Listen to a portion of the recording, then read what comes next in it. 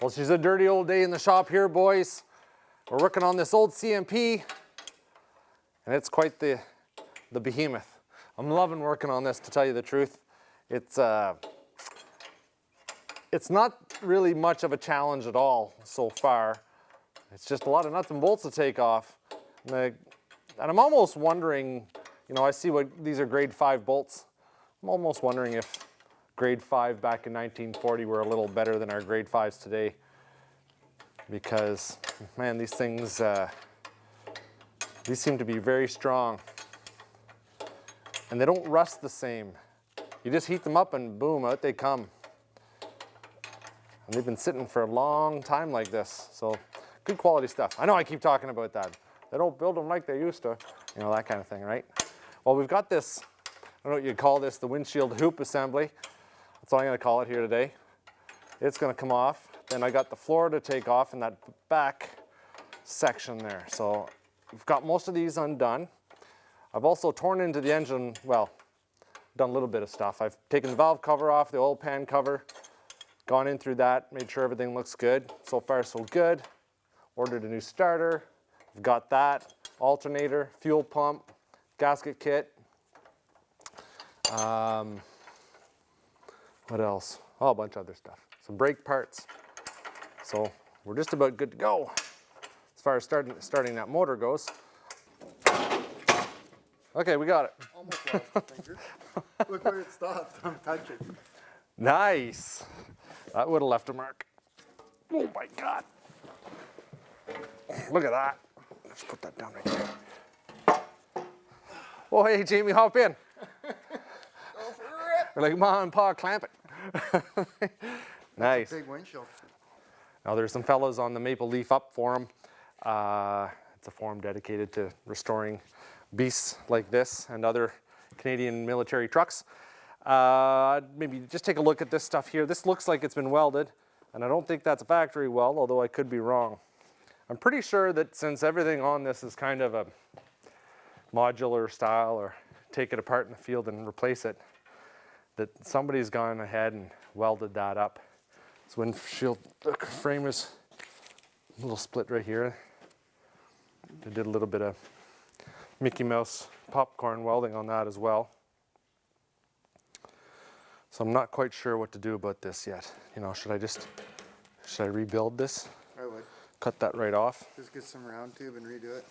Yeah. I think I might just redo that whole thing. It's probably really rusty in there as well. And, but I don't know. I'll ask around. Maybe somebody online may have one of these. I don't know. Maybe they're all in the same kind of shape. This was actually up on top of here. This is wood. They made trucks with wood back in those days. Now I wonder where we can get some wood. Any idea? Have to put it out on the... Know anybody with a sawmill? I think we have a sawmill. I think we can mill up whatever we want. Make this whole truck out of wood if we want. Previous owners at some point sort of welded up some, there was a piece of metal that came right across here. We just sort of chiseled it off. It just needs to be, there we go. There we go.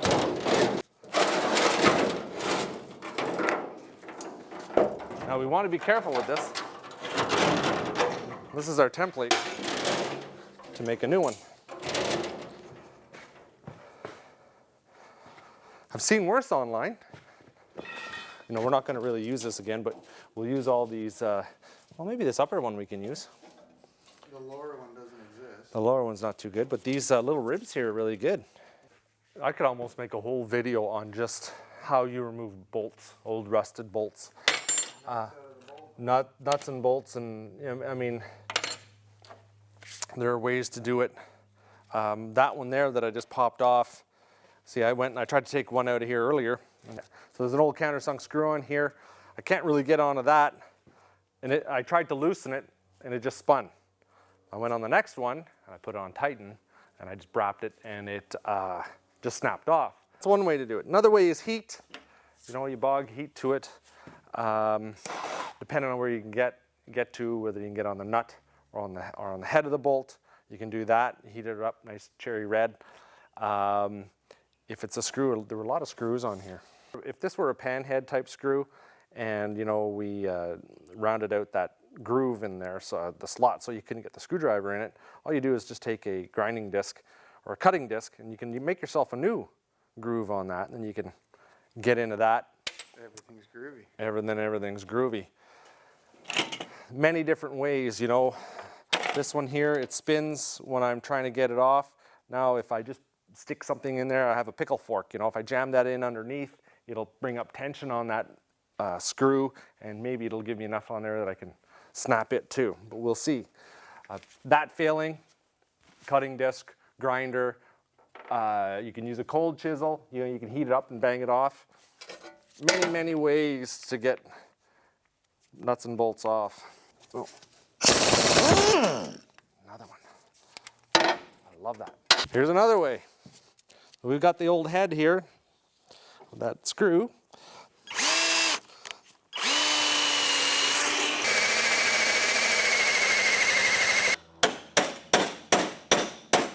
There. So sometimes you don't have to get it all out. You just got to get most of it out. And you can pop it up.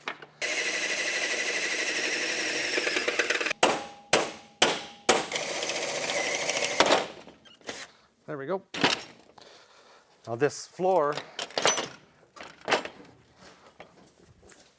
as I was showing to some other fellas, it's not your normal kind of checker plate. Check it out, it's got dots and dashes.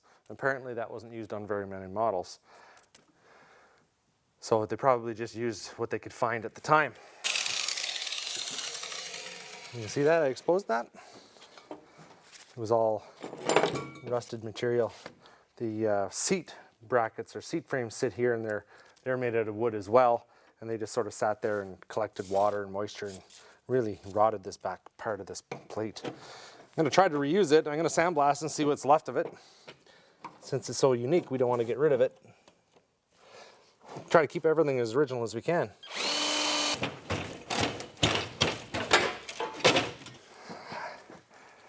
And there was some old hose attached to that.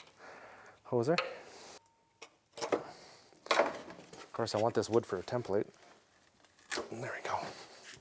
And everything that kind of I pull off of the left-hand side goes on the left-hand side, and then I pull off the right goes over there. That way, I know what I'm dealing with later on. I'll cut that off later. But now we get a good look at this. Here's my transmission. So this looks like the tranny off the 235 that they've just adapted and made fit on this. I don't think this is the original transmission off the truck.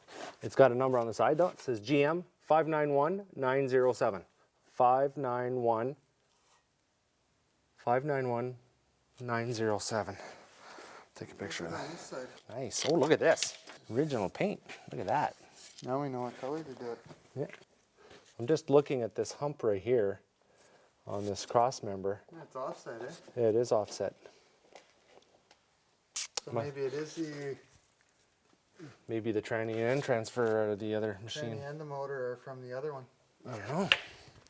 I haven't seen what the original tranny and transfer looks like on one of these. Would have been set this way about 6 inches more. By the looks of it. Nice to see that move. That's a good sign. Nice. I like it. We bought one of these little goofy sandblasters from Princess Auto.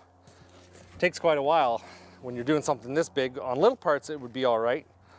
We do have like an industrial type size sandblaster that we'll be using on the big stuff, but I didn't really want to use it on an oil pan anyway because it just blow a hole right through it. So I'm gonna finish that up, and I got this really cool paint. Where is that? And it's actually a two-part. You pull off this, it's like a grenade. Well, not even close, but you pull off this thing here, smash it in. It releases the activator inside. You have to hold it upside down, let the stuff pour out of the canister inside, and then you shake it up. It's not a cartridge inside that actually is compressed. So I'm gonna try that. I'm gonna sandblast that, prime it with that, see how that works.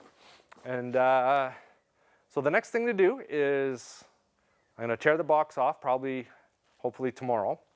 So the box is going to come off, and then when all the rest of my engine parts come in, tomorrow's Easter Friday, or Good Friday. Tomorrow's Good Friday, so nothing happens on Good Friday. So it'll be next week I'll get the machine started. I'll roll it over. I'll clean it up a little bit more. I want to flush out the old coolant that's in there. I'll put some Evans in it, of course, like I always do. And then fire it up. Get the old motor going. That's it. That's a pretty good update. How's the underside? Let's show everybody the underside of this thing. Did we do that yet? Not that bad though. No, it's actually pretty clean. I guess when you start out with 1/4-inch metal, it can rot for a while. You're all right. See, look at that, original paint. I have to turn these out too. Yeah, you want to keep that in. Yeah, I want that fuel cut off. It's a big freaking ground wire for something. Chassis ground. Chassis ground? Yeah. Oh, it was onto the motor? That was onto the transmission, which is motor. Yeah. And that is it. That's all we're doing today. It's time to head home. But thank you for joining us here at the old PowerModz studio. More good things to come.